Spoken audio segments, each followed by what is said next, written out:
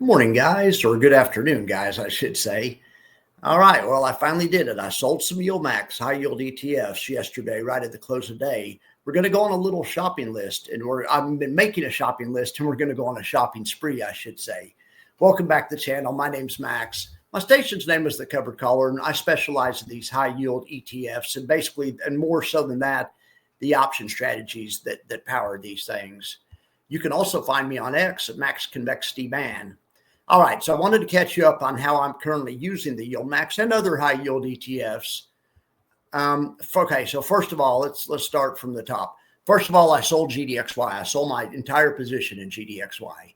I bought a bunch of gold back in March when I was worried about the market cratering. Well, the market cratered, but then it came right back. But gold was doing great, so I just kept it.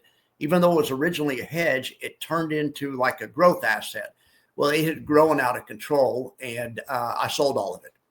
If you saw my show with Matthew Tuttle, he's the fund manager from BITK, Tuttle Capital. He has that brand new crypto fund that's been out about a month called BITK that's going to be pretty popular, I think. You probably heard him say on my show that he believes if you don't take a profit, somebody else will take your profit for you. It's an old Wall Street adage, and it is true.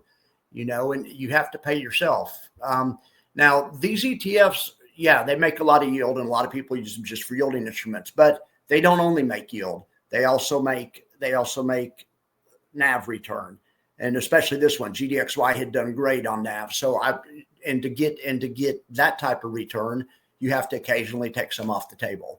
I could have kept it on forever and just kept getting the yield, but I mean, I was also wanting to catch some of the upside. So I got it. I caught a lot of gold's upside. That position was up, about 25 or 30%. It was up 25% before even considering drip. So more like 30. Anyway, it's gone now. So next, I decided to pay myself also with ULTY. And I'm not bearish on ULTY. It's still my biggest position, but I needed to rebalance. ULTY had been doing so well that it had grown out of proportion with the other ETFs. The other thing you have to remember about ULTY or other funds that pay 80, 90, 100%, they're giving you so much of your money back in the form of yield that the drip is just out of control. My ULTY position more than doubled. It doubled, and then I had another 10% above that. And mainly because I bought it at two times. I bought ULTY in December, but then I sold some in March when it looked like the market was going to crater, and I bought it back on Liberation Day. So that held me also. ULTY was not up as much as GDXY. ULTY was up about 20% before drip and about 25% after drip. So anyway, but the way ULTY pays your money back is they give you that high dividend. So the high dividend turned into shares. So what I decided to do is sell half of those shares I got. So I still have my original position of ULTY, and I still have 50 or about 60% extra shares that I've got and received through drip. ULTY is still my biggest position and will continue to be. All right, so but that was a rebalancing play more than anything else. Like I say, it's still 19% of my portfolio, and it might grow even more. We're going to go look at my shopping list here in a second. Okay, third, I cut half my position in GPTY, and this was kind of this was because I think the market's too high. I think AI has had its run. And I wanted to pay myself there. Once again, now GPTY gives you 30, 35% yield, but they were returning a lot of my money in the form of NAV upside. That had done well on NAV upside, so I wanted to monetize that. I'd done really well on this one also. Of course, it's based on AI and big data, and I did what Matthew said. I took my profit before somebody else took it for me. Okay, so now I have a good problem to have. I have a pile of cash to spend.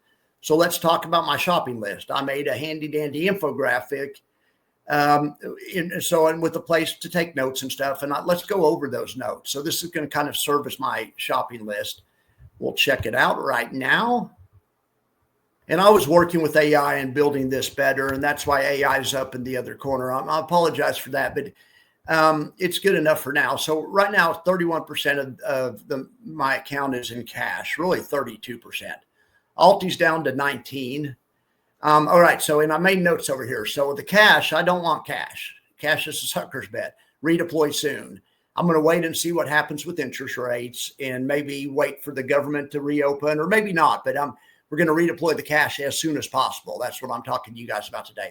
All right, ULTY's a little bit low at 18%. I'd rather have it maybe 20, 25 or something like that. But what I'm actually hoping is I get a chance to buy some cheaper, and maybe I'll bump that up to 20, maybe even 25%. So that's ULTY. Now YQQQ is at 11.59%. It was at 15, but because it keeps going down in price and everything else keeps going up, it keeps shrinking. It keeps rebalancing for me.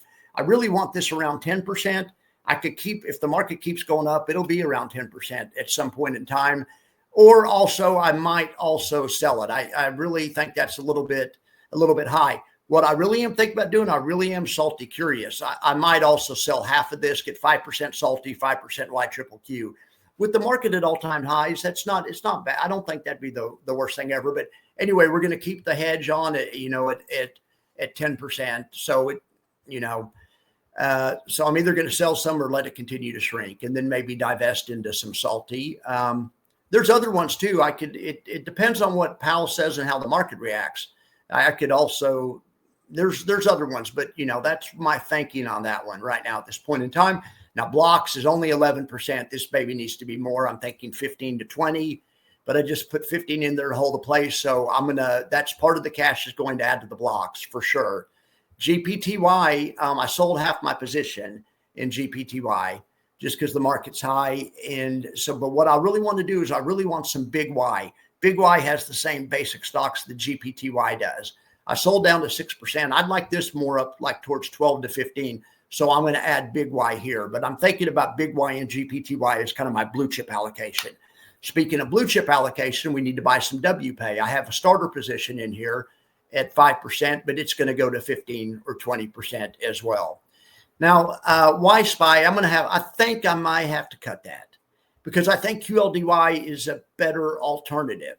Now, QLDY is only 5%, but I'm thinking about cutting YSPY to 0 and making QLDY 10% or maybe even 15%. So that's more. So I have to spend money on Q. So it doesn't matter what I do. I'm going to take QLDY from 5 to 15%. Okay. Now this one's at 5. What I'm really thinking about doing is selling that. So taking that off, selling the 5. No problem with it. It's doing all right, but it's doing all right. But I really am all about lightning spread. So I need to get the third lightning spread product in here right now. Right now there's 3 lightning spread products. There's QLDY, there's BLOX.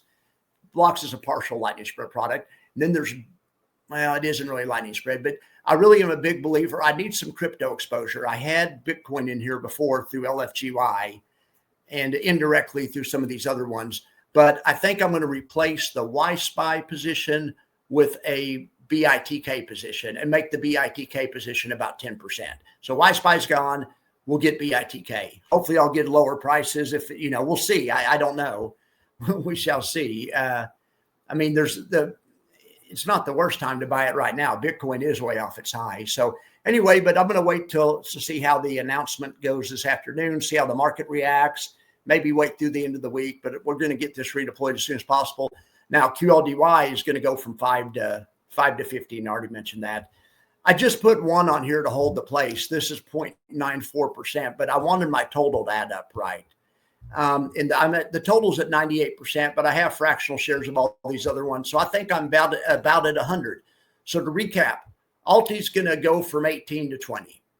YQQQ is going to go from 12 to 10, one way or another. And I may sell some of it to get a little salty, but it's going to be some type of short exposure somehow, but it's going down to 10%. Depending on what Powell said, depending on what happens, this can always change. But right now, I think that's fair. BLOX should go up from 11 to 15. GPTY should go up from 6 to 12. I'm going to double that size by getting some BIGY. I love BIGY. I could also get KQQQ. Either one of those could work in kind of that slot, kind of the safe blue chip spot. But right now, I'm leaning towards BIGY, only because I'm a little bit of a yield chaser. BIGY pays 12. KQQQ pays 8. Granted, KQQQ probably protects NAV a little better. They're both good funds. BIGY's been doing a great job too. Then WPAY is going to go. This is going to be a big purchase. We're taking this. We're tripling the size of this. This is going to go, or almost tripling. We're taking this from 6 to 15. YSPY is going to get cut, but I'm going to put BITK in its place and add a little bit. So that'll be my 10% crypto exposure. I hope that's not too small. I maybe need to rethink that, but if you guys have ideas, talk to me about it in Discord. I'm always open to ideas. Maybe I need to put more crypto in here. But indirectly, there's a lot of crypto in these other, in ULTY and BLOX is a lot of crypto, and ULTY is about half crypto, so, but I think 10% BITK would be a good one to do. That's, like I say, that's one from Matthew Tuttle. They're doing 0 DTE options, and they're uncapped at night. So you get extra upside. It's not really a lightning spread, but it's an uncapped strategy. And then to finish up, like I say, YSPY's done. Unfortunately, it's been all right. QLDY is also going to be a shopping spree. It's going from 6 to 15 also. So we're going to spend some cash on that, redeploy some cash into QLDY. I think it's proven itself. Okay, and then the others, I'm just going to leave where they're at. All right, guys. Well, so here's what I'm thinking, just timing-wise. And they don't do this because I said so or whatever, but I just say that this looks dangerous up here. Even if it's not the exact top, maybe we go up, maybe we melt up after Powell's announcement to 7,000, 7,100 or something. But, I'm afraid Powell's announcement might be a buy the rumor, sell the news. The perfect situation for me, what I would like the most, is for Powell's announcement to make the market go down and test one of these two gaps, or maybe both of them, 681 or 674, whatever. And then at that point, of course, I have cash, 31% cash. That would be a good place. That would be a good place to buy the WPAY, to buy the BLOX, to do some of the other stuff. And on the BITK is based on IBIT. IBIT's pretty low as it is. Compared to where it has been, IBIT's, is it? Well, I guess, yeah, it is. I'm used to looking at 30-minute charts. IBIT's, it's trading at 63 and it's been as high as 71, 70. So it's down 10%. So I guess I could probably get IBIT at any time, but we'll just kind of wait to see how today shakes out, and we'll see if the buy the rumor, sell the news happens or not. If the market keeps melting up, my ULTY, my 18% ULTY, my BLOX, my QLDY, those will all be raging. I'll be disappointed that I went to cash, and stayed in cash, but I'm going to stay in cash at least through the end of the day and maybe through the end of the week while I try to pick these up at better prices. All right, guys. So that's my plan. I appreciate you all being here, and I will talk to you later. Have a great day.